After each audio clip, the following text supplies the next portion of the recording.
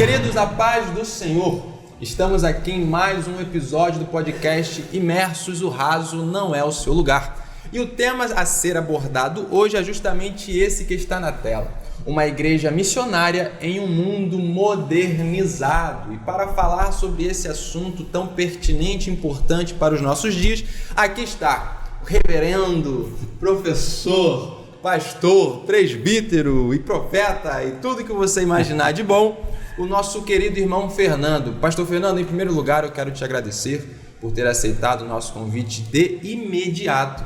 Isso para a gente é sempre motivo de muita alegria, porque nós estamos vendo que o projeto está crescendo, o projeto está alcançando cada vez mais vidas, e é por isso que o nosso intuito é trazer sempre pessoas preparadas e capacitadas pelo Espírito Santo, obviamente, para ser porta-voz da palavra que liberta, que cura e que salva. Então, mais uma vez, muito obrigado por ter aceitado, é uma honra para nós. Estávamos aqui conversando antes das câmeras serem ligadas, eu já pude aprender um pouquinho, tirei algumas dúvidas, eu tenho certeza que o maior beneficiado nessa tarde serei eu. Aquele que está do outro lado também com certeza será edificado, mas eu, como amante das Escrituras e também um admirador de quem conhece a palavra, estou muito feliz. Eu quero louvar a Deus pela sua vida e já passar a bola para o Senhor trazer aquilo que o Senhor colocou em seu coração. Fique à vontade. Amém. Hernani, profeta. Ô, benção! É uma honra, eu que me sinto honrado, é um prazer estar aqui e que Deus possa conduzir essa nossa conversa, esse nosso bate-papo para a glória e edificação nossa primeiro. Sim. E para quem ouve também. Glória, e o nome do Senhor vai ser glorificado. Eu tenho certeza. Eu estou à disposição. Pastorzão, então vamos lá. O tema: uma igreja missionária em um mundo modernizado. Por conta da modernidade, nós vemos que em alguns momentos o principal quesito do evangelho é negligenciado, que é justamente a exposição da palavra. Tudo que Jesus fez durante o seu ministério e posteriormente os discípulos também deram continuidade, quando já se tornaram apóstolos, foi expor a palavra, e através da exposição dessa palavra, vidas foram alcançadas e transformadas, e a gente já sabe dos resultados. No entanto, hoje, por conta desse advento da internet, de tecnologia, do avanço científico, eu vejo que às vezes algumas igrejas, vale lembrar, porque generalizar para mim é sempre um erro, então algumas igrejas, elas têm negligenciado justamente esse fator primordial da exposição da palavra e têm acrescentado e inserido muitas outras coisas que de alguma maneira podem até ajudar, auxiliar, mas não sanam o principal problema, que é o produto interno do ser humano. Produto esse que só pode ser transformado através do Espírito Santo mediante a exposição da palavra. Então, o que o Senhor pensa sobre isso? Quais são os comentários que o Senhor tem a fazer a respeito desse tema? Vamos lá. Bom, a gente precisa entender que quando a gente fala sobre uma igreja missionária em um mundo modernizado, a gente não vai ficar preso em internet. A gente não vai ficar preso em tecnologia. Certo. Porque a internet e a tecnologia, ela gera algo dentro do ser humano, e é isso que a gente vai ver hoje nós vamos falar sobre isso. Tá? A gente precisa entender e falar sobre duas verdades. Quando a gente fala de obra missionária, a gente precisa aprender algumas coisas antes de falar de obra missionária. Não adianta eu querer falar de obra missionária sem saber no que eu estou falando. Então a gente precisa saber duas verdades, as duas primeiras verdades. A primeira verdade de obra missionária é que a igreja ela tem uma natureza, e essa natureza é uma agência evangelizadora e missionária dada por Deus à humanidade. Certo. Isso não tem como fugir. A igreja é uma agência missionária, tá? A modernidade, ela diz ao contrário. Sim. Nós vamos ver isso depois. Mas a igreja, primeira verdade, é uma agência missionária dada por Deus. Perfeito. A segunda verdade que não pode ser negligenciada quando se fala de obra missionária: o amor pelas almas que a igreja tem. Tá? Independente de tudo que existe, de tudo que foi feito desde a fundação da igreja, existe intrínseca, cravada dentro do coração da igreja, o amor pelas almas. Sim. Não tem como tirar isso. Então, se a igreja, a primeira verdade, é uma agência missionária dada por Deus, e já existe dentro dela o amor pelas almas, Então alguma coisa está acontecendo nessa modernidade aí que esse amor pelas almas está ficando para trás. Sim. Então está acontecendo alguma coisa, tá? Então o principal papel da igreja o que é? É fazer ação social? Claro que é, tá? O papel da igreja também é social. Sim. Só que a ação primordial da igreja, ela não é social, ela é evangelizadora. Sim. Então, nós estamos aqui como igreja para quê? Para alcançar o próximo, Perfeito. não para ajudá-lo na sua situação social. Tá? Sim. Eu posso ajudar? É claro, a igreja também tem esse papel, mas a gente precisa entender que a primeira ação é a ação evangelizadora. Tá? Certo. Tá? Agora, a segunda coisa que a gente precisa entender sobre obra missionária é que todo mundo confunde. Existe uma diferença gigantesca entre missão, missões e evangelismo. Todo mundo pega, coloca no liquidificador, bate tudo e fica tudo igual. Já era. É um bolo só, não é? Sim. Tá? Então a gente precisa entender, tá? Qual é a diferença deles? Vamos falar de missão primeiro. Vamos lá. Tá? Missão é uma obra, é uma tarefa. Certo. Tá? Eu vou dar um exemplo aqui, o exemplo do militar. O militar, como que funciona? Isso sendo em estado de guerra ou em estado de paz. Como que funciona isso? A missão, o militar é chamado pelo seu superior, entenda-se aí de novo, superior, tá? Ele é chamado pelo superior e o superior lhe dá uma tarefa. Qual é a tarefa? Ele ir para o campo de batalha ou não, executar uma tarefa e após essa execução ele retornar para o superior e prestar conta daquilo que foi feito. Fazer um relatório, né? Qual é a nossa missão? Em Marcos capítulo 16 e 15, Certo. está bem claro assim: e disse-lhe Jesus, ide, é uma ordem, por todo mundo é o local, pregai o evangelho é a missão, a toda criatura é o destinatário. Uau! Tá? Então nós temos uma missão. De quem é a missão? Eu, você, todo aquele que aceitou Jesus um dia e diz assim: eu sou salvo em Cristo Jesus, recebeu essa missão. Isso é missão. Certo. Agora perceba, o militar, quando ele termina a missão, ele volta para o seu chefe para prestar conta. Eu e você que é salvo e está me assistindo, e está fazendo diariamente aquilo que Jesus mandou, o ID, né? A missão, prega para a família, prega para o vizinho, prega em casa e tá lá, testemunha, tá? Tem que ser testemunha também. Então, está fazendo isso todo dia, está sendo anotado lá no livro de Deus. Aí vai chegar um dia que eu vou ter que voltar para o gabinete do superior para prestar conta.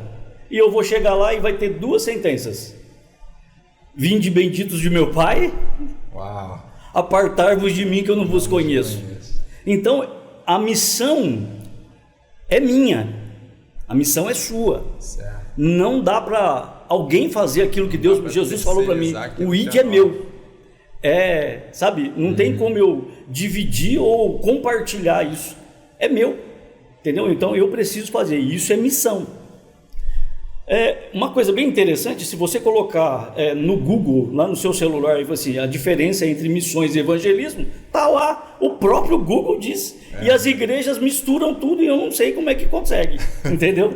Então, evangelismo, vamos falar de evangelismo antes de missões. Certo. Evangelismo é apenas, entenda o apenas, não estou menosprezando o evangelismo, mas evangelismo é apenas uma ferramenta para eu cumprir o meu ID, a minha missão, ou as minhas missões, que eu vou explicar o que é agora. Então, o evangelismo é uma ferramenta. Eu vou para a praça pregar, eu vou louvar, eu vou cantar, eu vou entregar folheto. Isso é uma ferramenta utilizada para fazer a obra missionária. Tá? Então, agora o que é missões? Missões é a instituição da grande comissão que está escrito em Mateus, capítulo 28, verso 19 e o 20. O que está escrito lá? Olha agora. A diferença de missão, que a missão eu estou aqui, estou lá no meu bairro, estou lá na minha casa, estou na minha família, estou em todo lugar e estou fazendo missão. Missões já muda. Então tá, portanto, ide de novo, ó, portanto, é o mesmo Jesus está falando. Portanto, ide, fazer discípulos, agora, de todas as nações. Então, missões é além fronteira. Então, missão eu faço aqui, em casa, no meu lar, em todo momento, em todo instante, sou eu que faço. Agora, missões é outra coisa, tá? Uau. Então, missões é a grande comissão. E quando se fala de grande comissão, eu preciso entender duas coisas. A primeira é que eu preciso o quê? Alcançar todas as nações. Então, eu tenho que sair do meu conforto. Então, quando eu falo de missões, a primeira palavra que está o outro lado da moeda de missões é o que? Renúncia. Vou ter que largar minha família, vou ter que largar tudo que eu tenho, que eu conheço, para ir para um lugar que eu não conheço, enfrentar uma cultura nova, um desafio novo, tudo novo.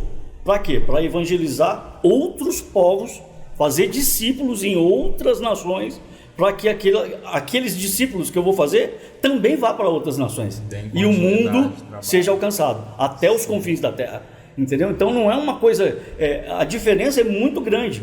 Então assim, há culto de missões, a igreja faz culto de missões, mas fica preso ali no bairro. Então não é é um culto de missões, tudo bem. Mas hoje em dia, se você perceber, se faz culto de missões e não tem aquele apelo no final, que fala assim, quem é que sente uma vontade de ir para algum país?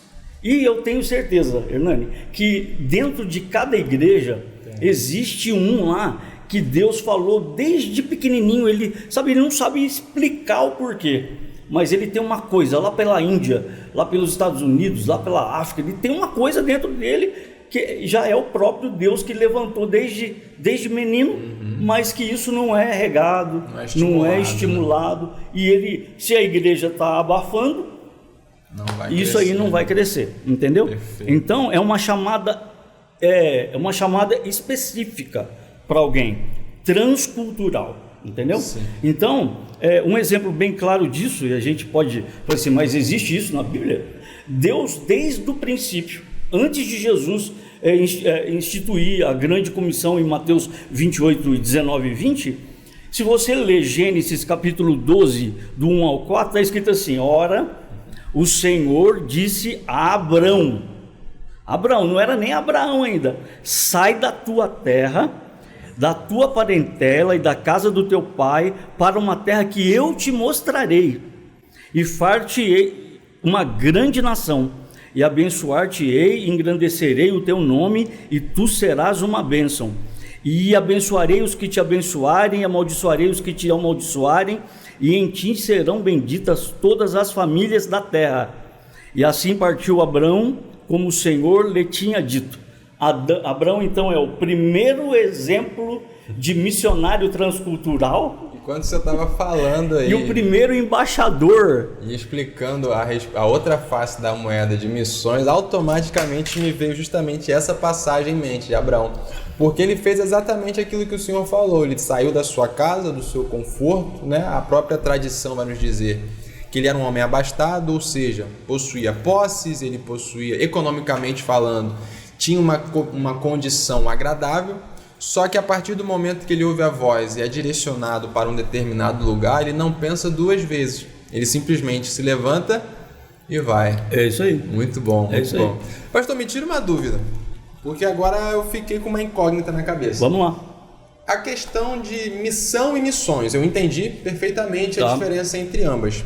No entanto, eu queria saber com o senhor se a de Marcos 16:15, ela é a missão que nós fazemos aqui por perto, e a de Mateus 28:19, ela pode estar inserida no pacote de missões que nós fazemos distante. Então, existe uma diferença entre esses dois ides de Jesus? A diferença está em que, vamos dizer que eu tenho uma chamada específica de missões. Certo. Vou eu para, sei lá, para Espanha, tá?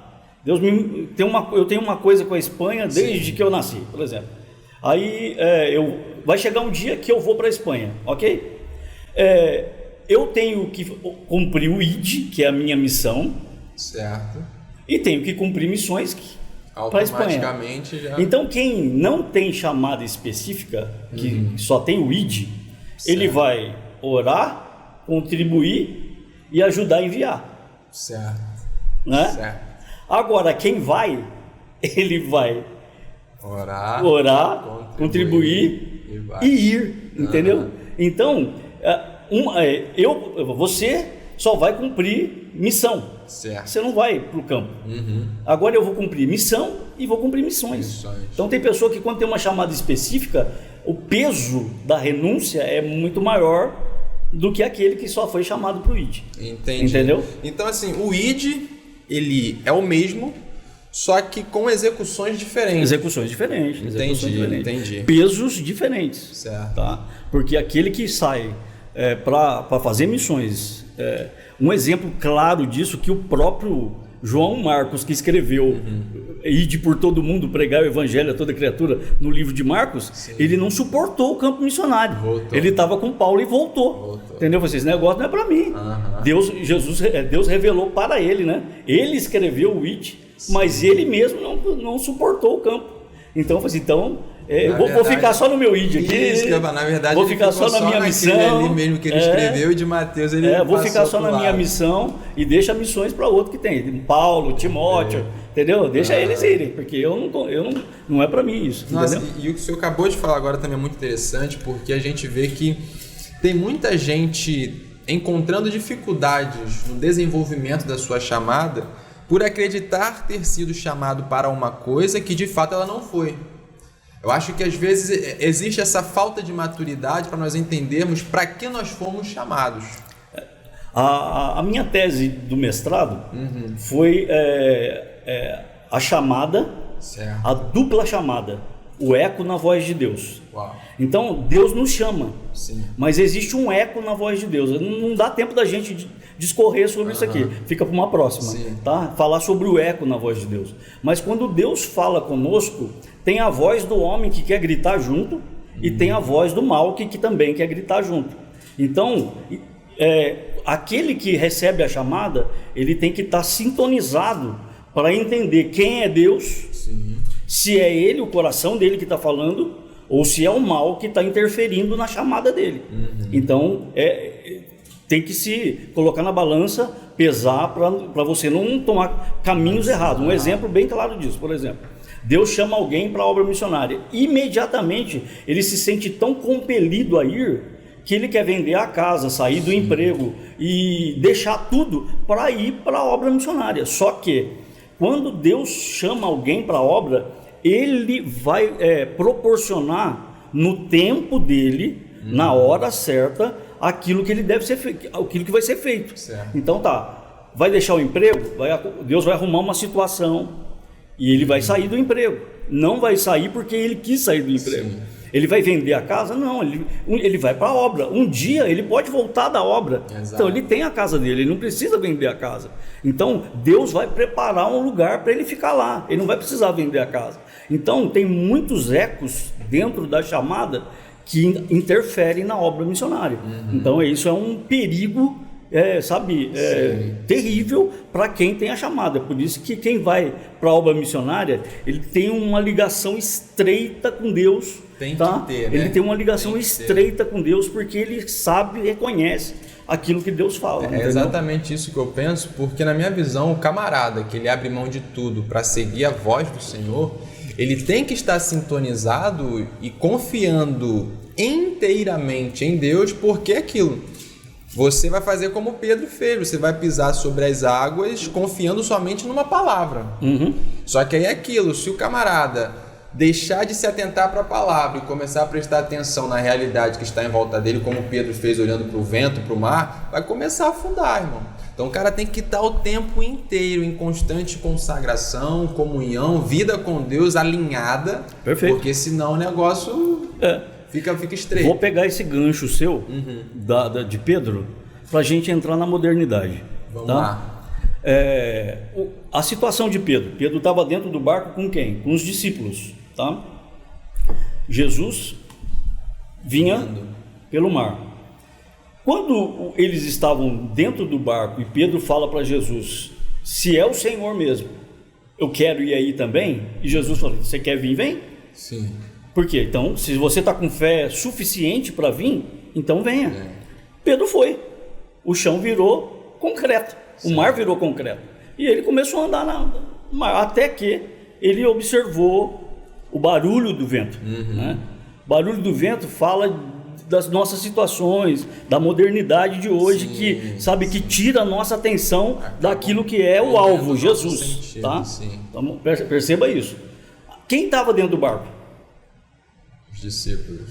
Alguém estendeu a mão para ajudar Pedro? Quando Jesus me salva, alguém estendeu a mão? Não, ninguém. Só Jesus. A modernidade, ela gera frieza dentro de nós.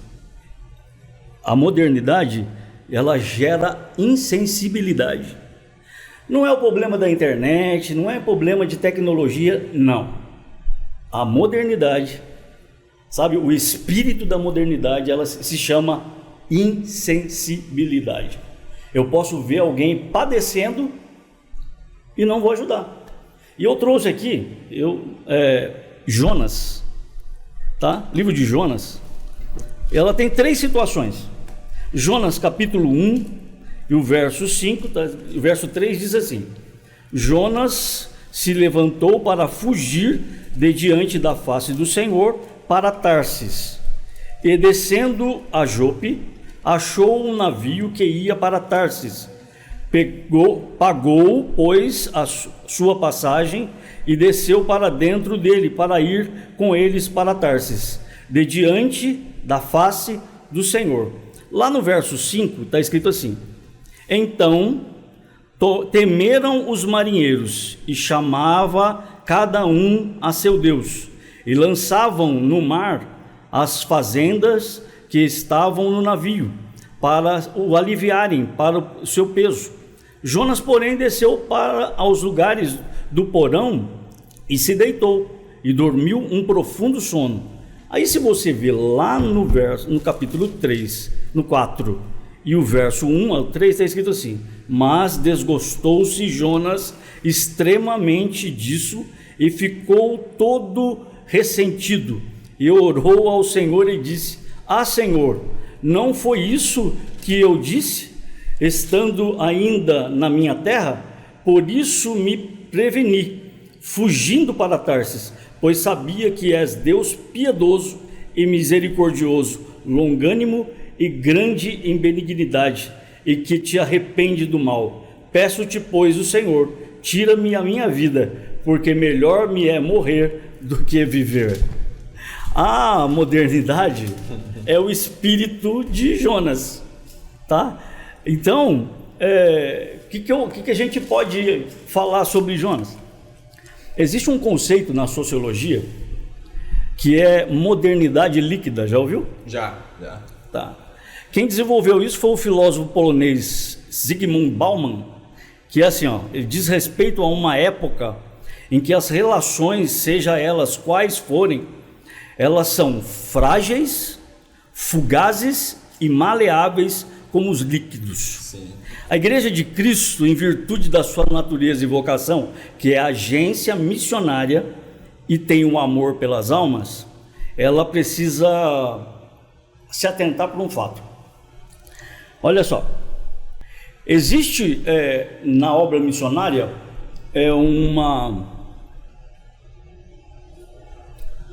existe na obra missionária uma mentalidade assim: obra missionária, ela não dá retorno. Obra missionária, quem semeia na obra missionária não pode esperar retorno imediato. Está escrito assim, em João capítulo 4, versículo 37, um é o que semeia e o outro é o que colhe. E Paulo fala assim em 1 Coríntios 3, do 6 ao 15, Paulo diz: eu plantei, Apolo regou, mas quem deu o crescimento foi Deus. Só que o que a igreja de hoje, da modernidade, ela enxerga é o quê? Eu não vou enviar missionário, eu não vou investir dinheiro na obra missionária, porque ela não dá retorno para a minha igreja. Então, sendo que se eu mandasse um missionário para Bangladesh hoje e montasse uma igreja lá, num lugar paupérrimo, e eu ficasse só investindo dinheiro naquela região e no missionário, não vai ter retorno nenhum. Assim, quantas almas você ganhou? 2. O que você tem de dízimo? Nada. Então, para a igreja da modernidade, a igreja olha nos resultados. Então fala assim, volume. Então eu falei assim, eu prefiro investir o dinheiro na minha casa, na minha igreja, no meu lugar, sabe, aonde eu congrego, ao invés de investir obra missionária. Mas quando a igreja pensa desta forma, ela simplesmente está ignorando a vocação primordial que é da igreja, que é o que? Agência missionária. Se eu fui chamado para ser agência missionária, eu preciso a todo instante procurando quem é chamado por Deus para me encaminhar para o campo. Então, se a igreja de hoje, da modernidade, ela se estabilizou, ficou insensível como Jonas. Jonas estava lá. Deus fala para ele, vai para Nínive, por quê? Porque eu preciso salvar aquele povo. Jonas falou assim, eu vou para Nínive?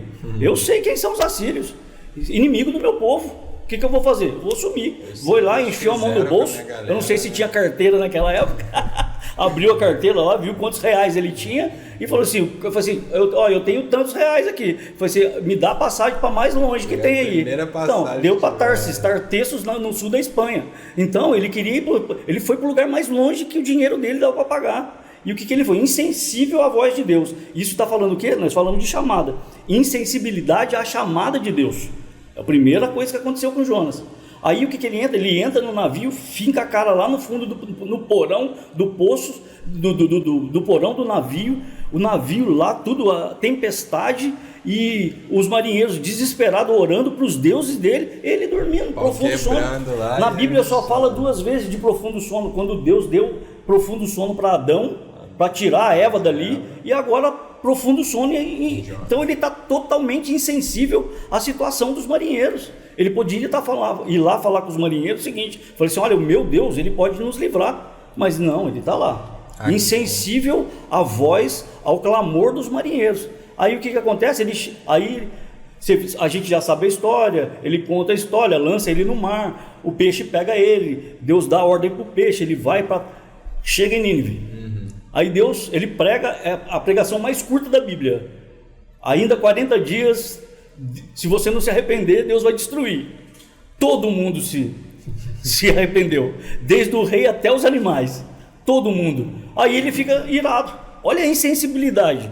A modernidade é o espírito da insensibilidade, tá? Com tanta, informação, com tanta, acesso à informação, à tecnologia. São muitas distrações hoje. Distrações. Muitas distrações. Tá? É o vento de Pedro. Sim. Tá? Então, tem muito vento que a gente está vendo hoje. Tá? A modernidade traz ventos saborosos. Prazerosos. Exato. Tá? E a igreja está se envolvendo com ela. Perdendo o quê? A sua essência missionária. Então, nós estamos falando de uma igreja missionária. A igreja, a igreja está inserida quando houve a reunião no céu, na eternidade, na eternidade houve uma reunião no céu, dizendo assim, Pai, Filho e Espírito Santo, a Trindade, reuniu a Trindade para fazer o quê? Façamos o homem.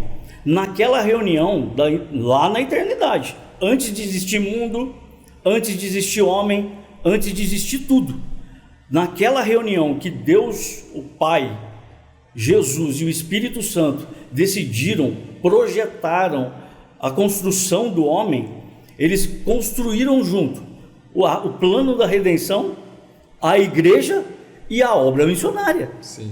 Tá? Se o homem vai cair, eu preciso de um plano de redenção. Se eu vou pregar o plano de redenção, eu preciso de alguém. Quem é? A agência missionária, que é a igreja. Então foi tudo planejado em Gênesis 1 e 26. Está tudo ali. Então, naquela reunião da Trindade, saiu o que somos hoje, igreja missionária. Só que esse vento delicioso da modernidade está ofuscando a igreja. E a gente está ficando insensível. E uma das coisas que o Augusto Cury ele vai dizer no livro O Vendedor de Sonhos é que essa questão está tão intrínseca na igreja hoje que as próprias pregações elas estão voltadas justamente para sanar essas necessidades que são apresentadas como imediatas hoje. Ele vai dizer que as duas necessidades imediatas hoje da humanidade, prosperidade e cura para a alma, saúde mental e emocional.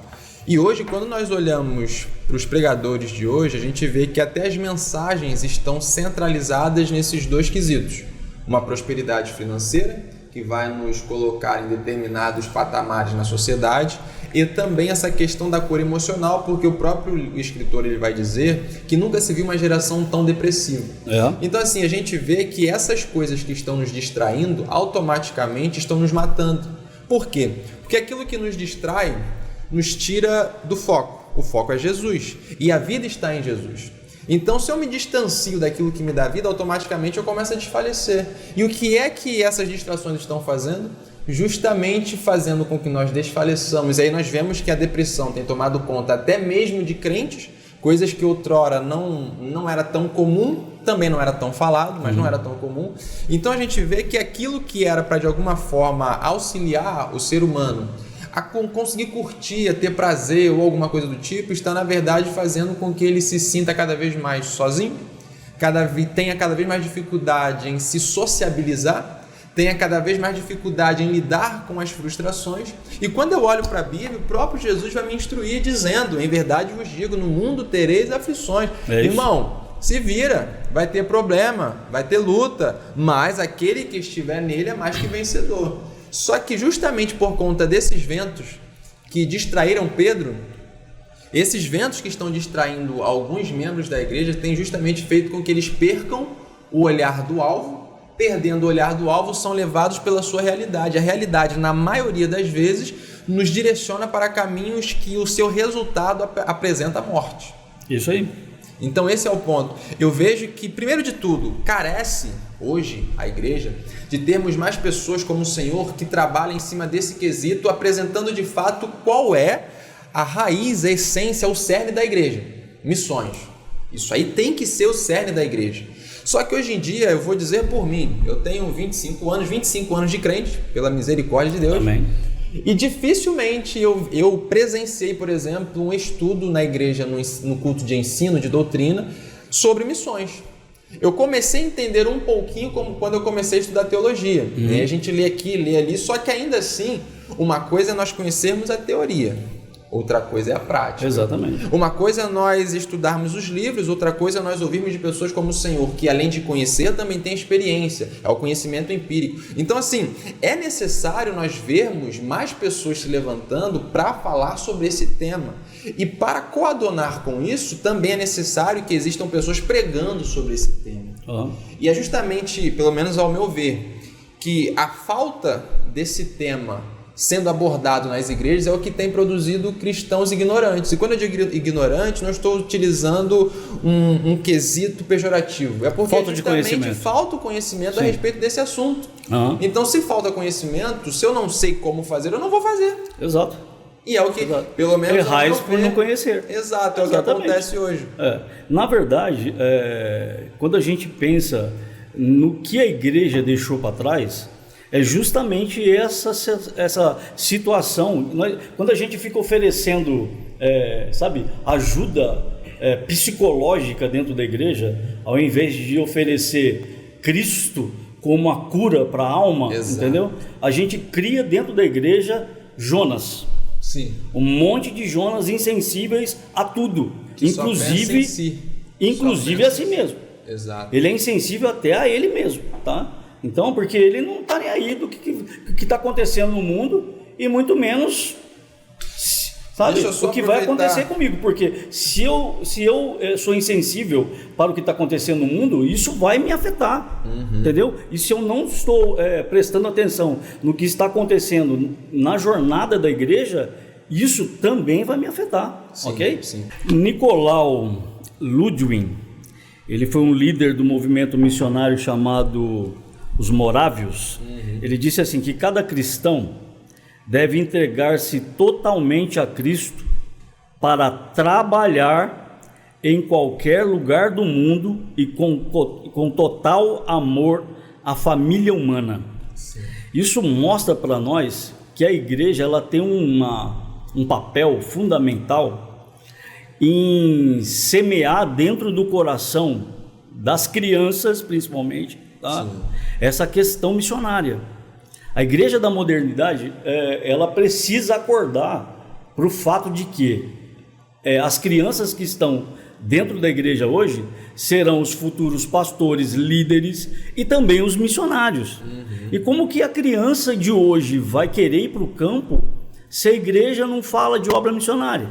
Exato. Se a igreja não planta dentro do seu próprio quintal o que é obra missionária? Semente, né? Então, para nascer uma chamada, eu preciso plantar, tá? Para que essa criança, assim como o Nicolau Ludwig fala que eu preciso estar pronto para ir para qualquer lugar do mundo, por amor à raça humana, eu preciso entender o que está passando no mundo. Sim. E a obra missionária é o caminho para eu chegar lá. Então, a modernidade, ela me motiva a fazer missões transculturais. Porque a gente vive num mundo globalizado, certo. Concorda? O prefixo trans, do transcultural, ele fala de movimento além de, através de. Então, quando Jesus falou que a gente tinha que pregar a todas as nações, eu não podia ficar aqui, eu tinha que ir além de, entendeu? Passar as fronteiras para algum lugar. E nessa promessa, Jesus falando para nós que a gente precisa ir, ele também fala assim: se você for, eu vou estar contigo e vai ter sinais. Sim. Um exemplo bem claro da obra missionária, que eu quero bem curtar o testemunho. Tem um missionário que ele trabalhava na região ali da Venezuela, Colômbia e naquela região ali, e ele também é daquela região. O nome dele é José Garcia e tem um nome indígena lá que eu não sei soletrar. Então ele morava numa aldeia de índios e teria uma conferência de índios, e ele iria pregar 3 dias nessa conferência. Certo. Então ele preparando para ir, no dia que ele ia sair para a conferência, ele tinha um filhinho de 1 ano e pouquinho. Na aldeia eles cortavam o coco no meio e usavam o coco como cuia para beber água, beber. Então em uma oca lá da aldeia, cortaram o coco e os índios tiravam o veneno das cobras e colocavam ali. O menininho, a mãe descuidou do menino por 1 segundo, o menino foi para a oca, viu a cuia, achou que era água, está acostumado a beber na cuia, bebeu o veneno.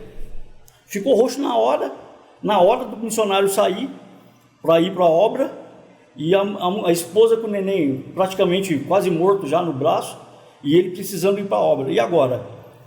Qual é a sua atitude? Vou para a obra? Lembra que missões é renúncia, tá? Sim. Missão eu faço em casa, missões é renúncia, eu tenho que ir, sair do conforto, da zona de conforto e ir. Então o que ele decidiu? Deixou o filho para a esposa enterrar e foi para a obra.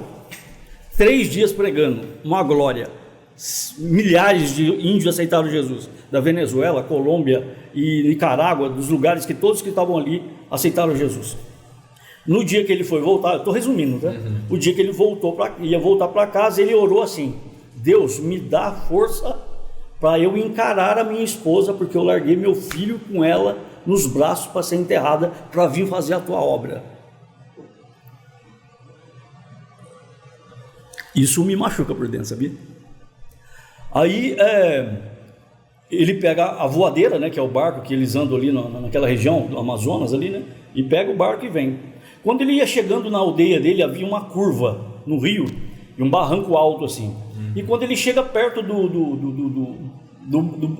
da curva, né, lotado de gente em cima do barranco gritando: missioneiro, missioneiro, missioneiro, missioneiro. E ele tão, sabe, abalado com a situação que ele não conseguia levantar a cabeça para falar com as pessoas que estavam lá. E ele assim.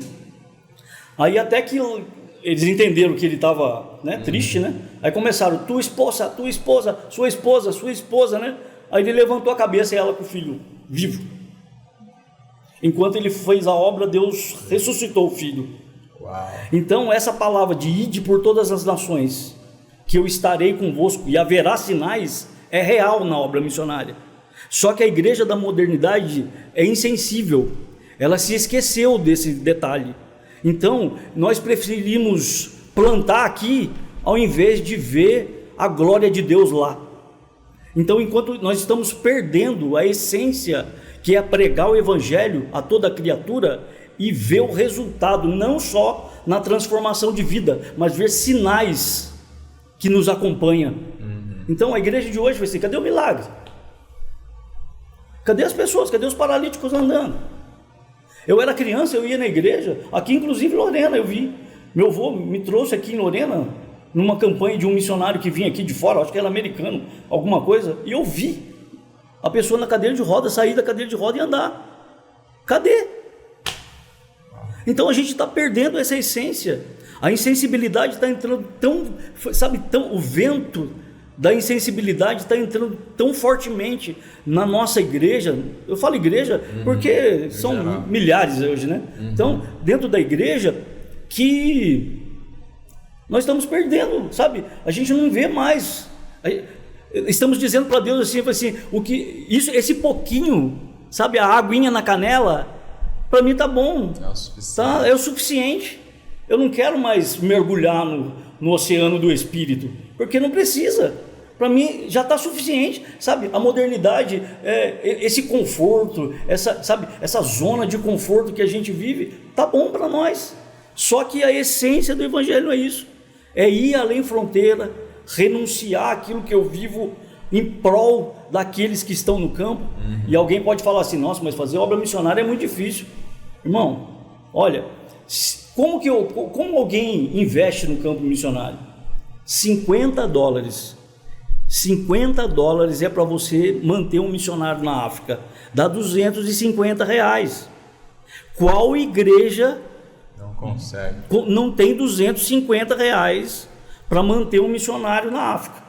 Aí a gente vê história. Eu tô trazendo isso para cá para a gente entender esses ventos que estão, sabe, né?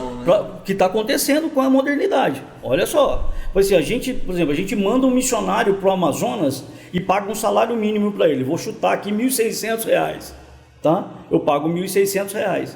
Ele está lá no campo, ele, a esposa, às vezes tem 2 filhos, 3 filhos. Ele ganha R$1.600 para fazer a obra lá no Amazonas. Aí a equipe da igreja, sabe, que o enviou, vai fazer visita no campo. Então a equipe vai fazer visita e eles se hospedam no Amazon, no hotel que é R$5.000 a diária. Isso é vento, tá? Aí fica a equipe lá com 10 pessoas, 5 vezes 10 dá 50 mil. Se eu pegasse esses 50 mil, quantos missionários eu podia, R$250, quantos missionários eu poderia manter na África? Então nós precisamos entender que a essência do evangelho é obra missionária.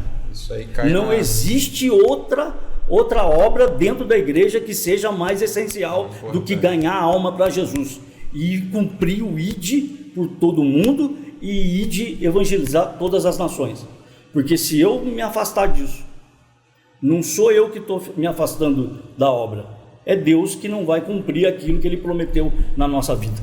E eu acho que isso também, essa questão da insensibilidade, ela está muito atrelada também com o distanciamento de Jesus, porque é impossível que alguém que tem essa comunhão com Jesus, ele não se sinta impelido a fazer pelo menos missão. Eu não vou dizer missões, porque eu pelo menos já entendi aqui. Se você não entendeu, volta aí, porque você precisa entender isso, que existe essa diferença de missão, missões. Missão é o que é minha obrigação, é o que eu tenho que fazer aqui, na minha igreja, no meu trabalho, na minha casa, na faculdade, aonde eu estiver eu preciso fazer missão. Missões já é essa questão mais abrangente, a galera tem que sair daqui e ir para um determinado lugar. Só que se essa questão do missão não estiver, não queimar no coração isso do se crente, chama chama missionária. Exato. Se essa chama missionária não queimar no coração do crente, ele precisa rever algumas coisas. Sim. Porque nós olhamos para os discípulos que conviveram com Jesus, eles também tiveram um momento ali de oscilação, porque nós vemos que Jesus ele dá o ide para aquela coisa toda. Só que eles se limitam a Jerusalém. Aí depois, por causa de algumas perseguições, é que eles começam a se dispersar e aí sim vão fazer aquilo que Jesus os instruiu a fazer. Só que será que hoje a igreja vai precisar passar por tantas outras coisas para de fato despertar? Porque a gente entende através da ótica bíblica que se nós não fizermos de um jeito, nós faremos de outro. Isso é um fato. Se fato. nós olharmos para a Bíblia, é isso que a gente vai entender. É fato. Será que a gente vai esperar acontecer o pior para a gente acordar? Porque é tão difícil para a gente entender de fato qual é a nossa essência.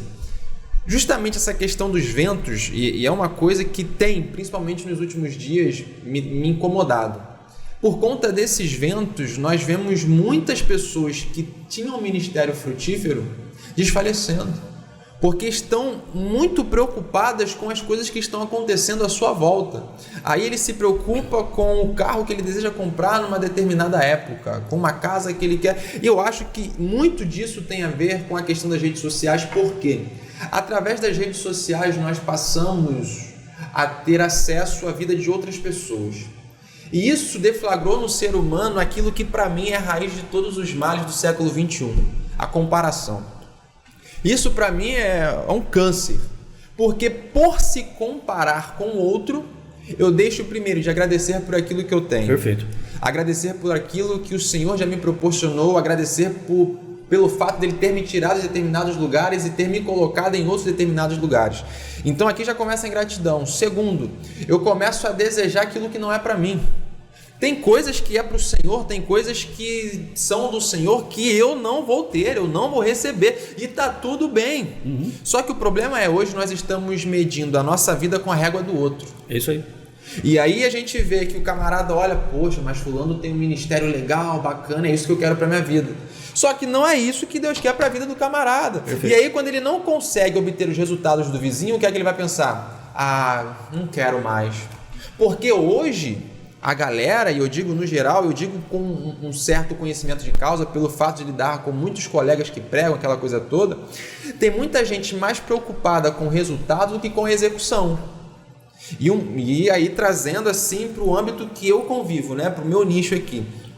Conheço muitos pregadores que eles estão mais preocupados em postar as agendas que ele tem do que separar um tempo para preparar uma mensagem.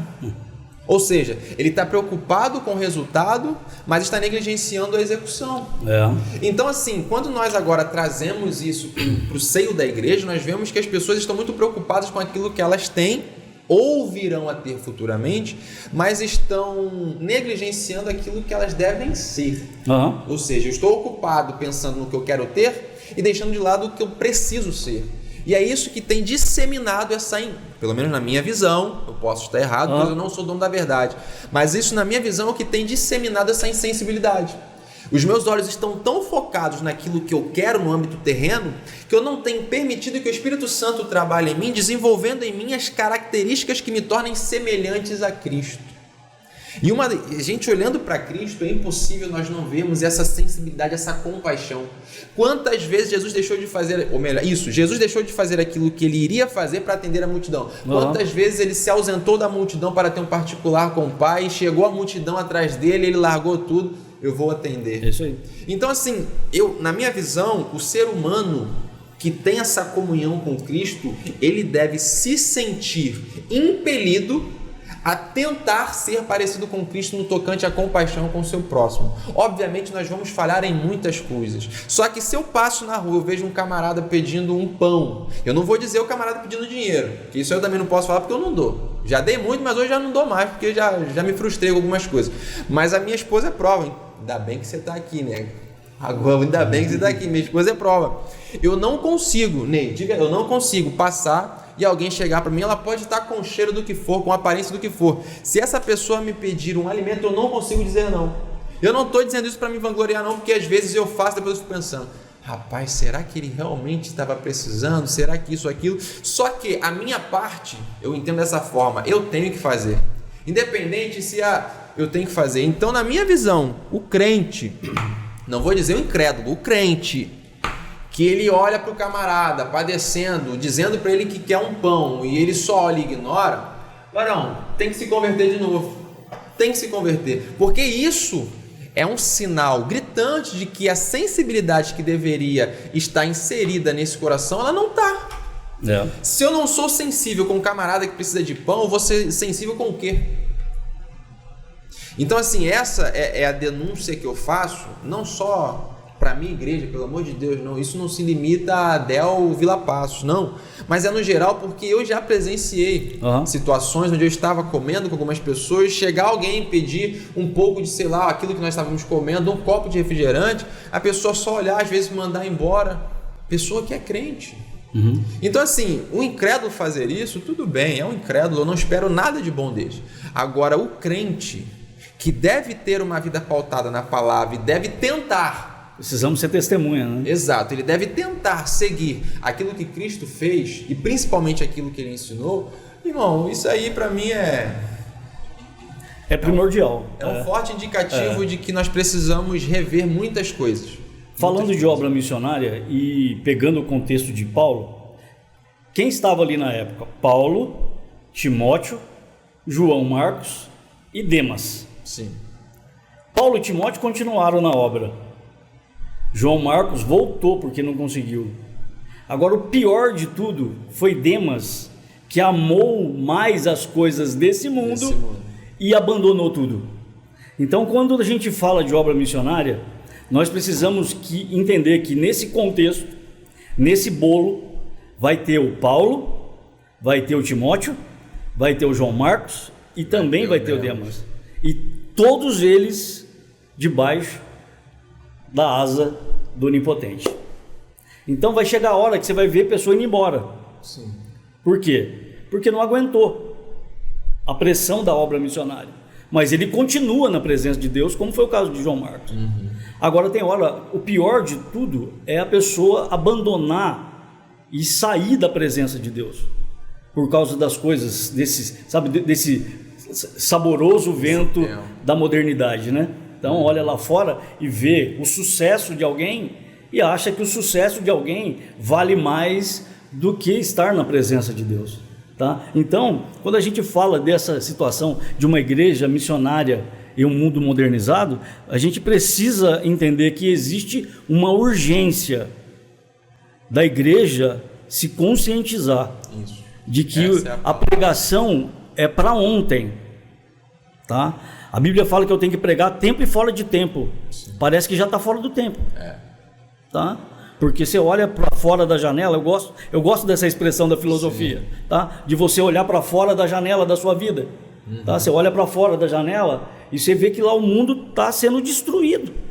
Eu vou ficar aqui no conforto de dentro da minha casa e vou deixar o mundo ser destruído por causa da minha, da minha comodidade dentro da igreja, porque eu tenho um pastor que traz palavra, que massageia meu ego, que cuida da minha depressão, tá? Que a minha vida financeira, o meu carro é do ano, tá? Então eu não preciso de mais nada. Então só que o mundo perece. Existe uma urgência nisso. Sim. Jesus está às portas. Então parece que, existe uma situação de que, da hora para a noite você vai olhar para o céu e ele está lá. A qualquer momento. A trombeta está tocando, de tão evidente que estão as coisas, né? Então, eu e você, nós precisamos nos atentarmos. Sim. Assim, eu preciso fazer alguma coisa, né? Independente do que eu faça, missão ou missões, eu preciso me envolver com isso. Tá? Eu preciso colocar lenha nessa fogueira que se chama missionária dentro de mim e eu fazer alguma coisa e envolver outros, né? Porque quando eu me envolvo, eu atraio a outros para fazer essa obra, né? Exato. Então é isso.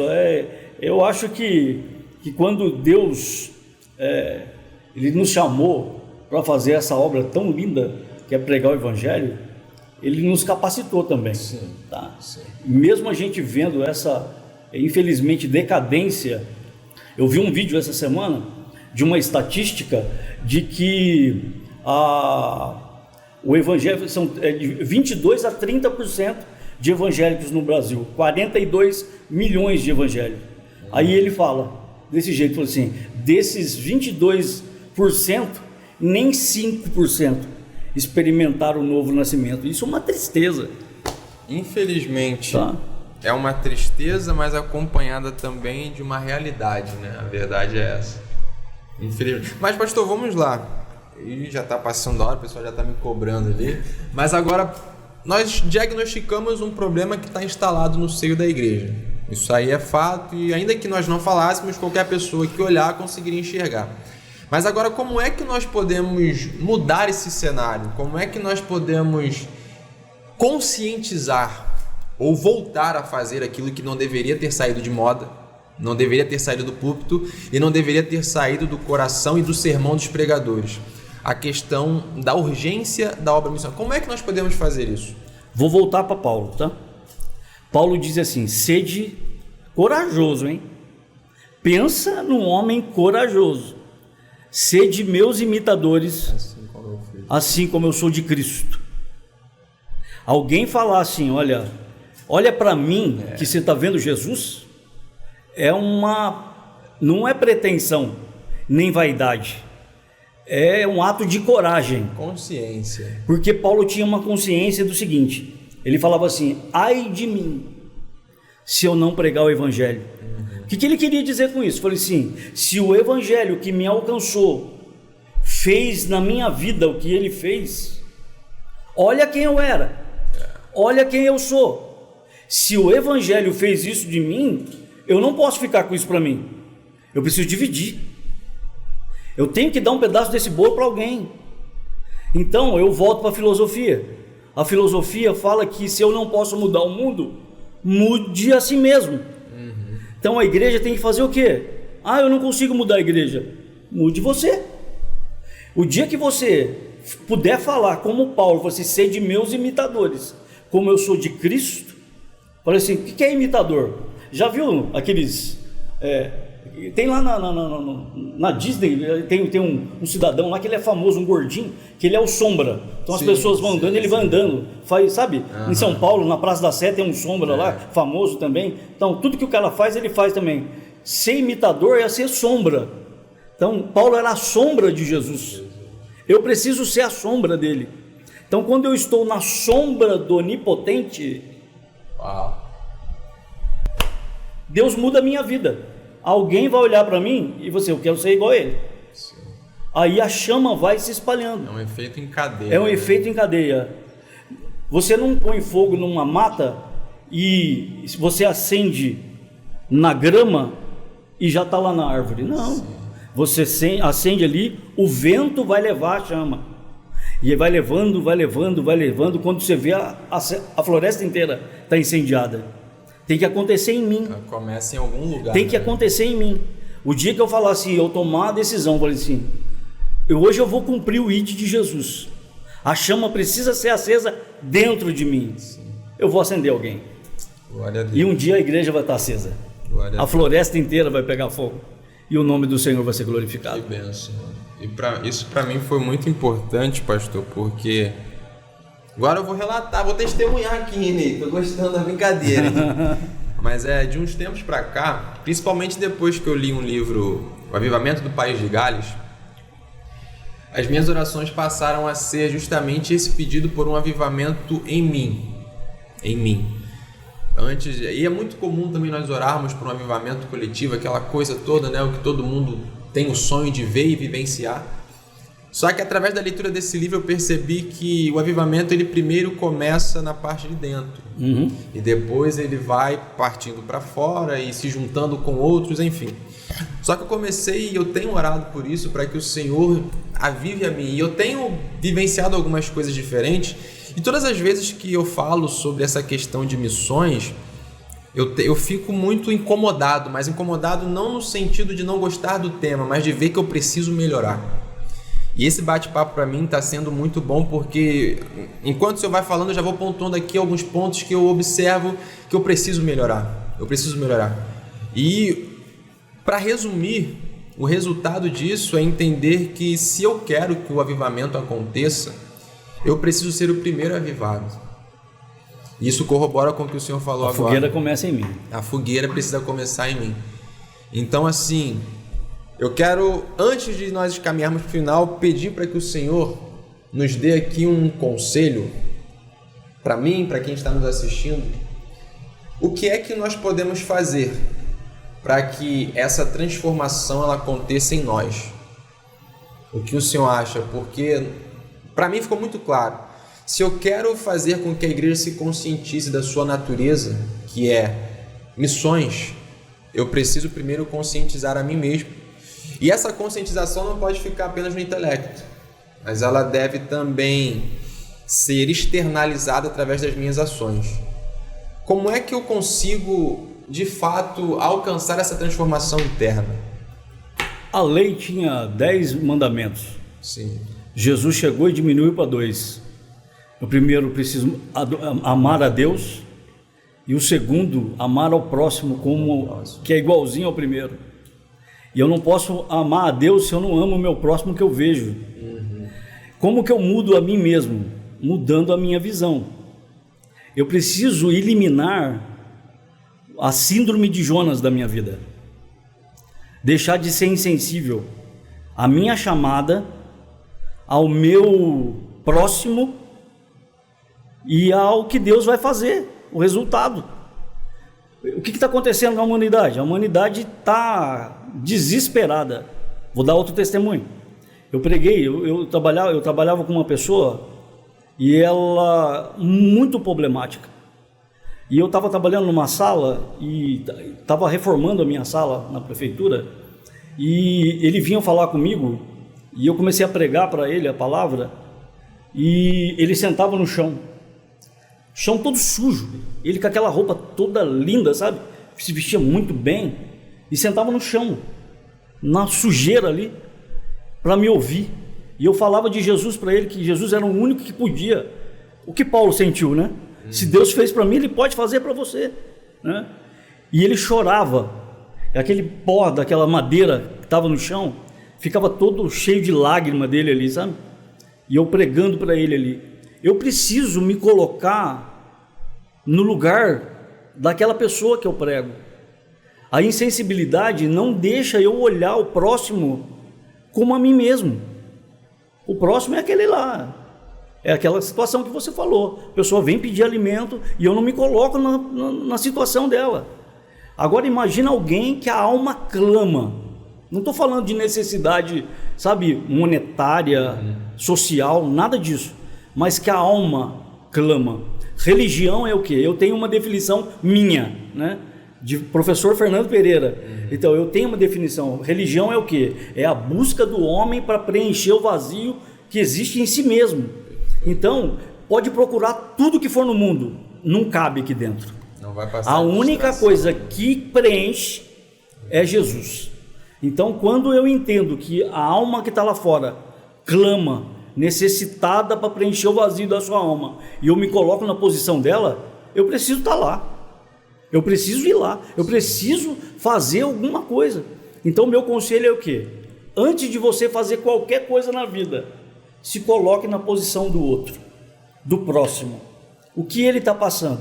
Se você conseguir sentir a dor dele e fazer com que a vida dele mude, você cumpriu o ID, e Deus já escreveu no céu o resultado de tudo isso. E naquele grande dia, você vai chegar lá e vai estar escrito lá nos anais de Deus lá, que você naquele dia sentiu a dor do próximo e cumpriu o ir de pregar o evangelho a toda criatura. E Deus vai te dar a recompensa: vinde benditos do meu Pai, possuir por herança aquilo que está preparado desde a fundação dos séculos. Que benção, que benção. Poxa.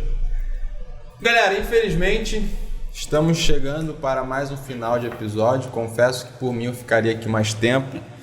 Aprendi bastante, professor. Aprendi bastante. E ao mesmo tempo que eu aprendi, eu já me vi aqui refletindo sobre algumas coisas que eu preciso melhorar. E para mim, o Evangelho é isso. É trazer de fato aquilo que nós precisamos melhorar para que Cristo seja visto em nós. Então, que Deus te abençoe. Muito obrigado pela sua presença. Muito obrigado por ter nos enriquecido, nos ensinado e também nos instruído. Amém. Minha oração é para que o Senhor continue fazendo prosperar tudo quanto o Senhor colocar às suas mãos. Amém. E que a sua família seja abençoada, bem como o Senhor. Quero louvar a Deus também pela nossa equipe da técnica, nosso profeta Neio, Elon Musk da Vila Passos, a missionária Josi, missionária profetisa, e também a minha digníssima e muito bela esposa que está aqui comigo hoje, abrilhantando o nosso cenário. Você que conseguiu assistir até o final, que Deus em Cristo lhe abençoe. Quero fazer um pedido especial, por favor, comente, compartilhe, curta, faça alguma coisa para que este conteúdo possa chegar ao máximo de pessoas possível. Para quê? Para que essas pessoas tenham a sua vida edificada. O intuito aqui, como vocês perceberam, não é falar sobre a carreira do professor, não é falar sobre o Hernani, não é falar sobre nada que não seja Jesus Cristo, aquele que ainda cura, aquele que ainda liberta, transforma e, sobretudo, aquele que salva. Então, contribua com essa obra, compartilhe com o máximo de pessoas que você puder para que este conteúdo continue sendo enviado aos corações necessitados. Que Deus em Cristo lhe abençoe, te esperamos aqui no próximo episódio. Deus abençoe.